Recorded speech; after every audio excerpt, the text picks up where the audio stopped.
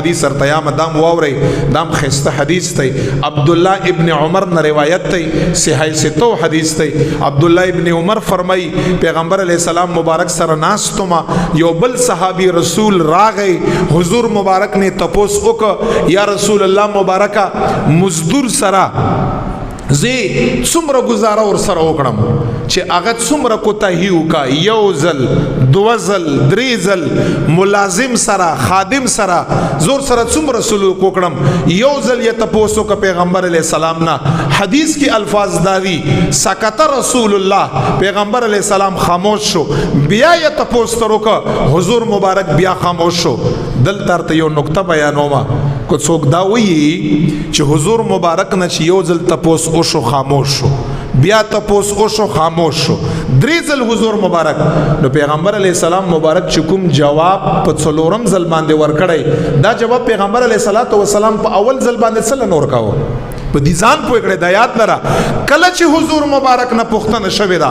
او حضور مبارک په هغه کې یو ځل دو ځل درې ځل خاموشي اظهار کړی دی دا دی وجه نه چې حضور مبارک جواب نشور کولای دا دی وجه نه چې دا صحابي پوي چې دا سوال د استاد الله په نسبت باندې ډیر اهم سوال دی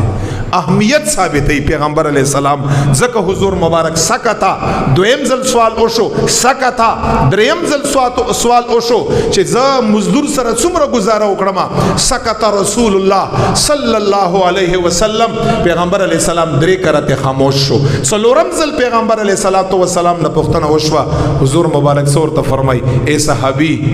ک 70 ځل کوتاهی وکا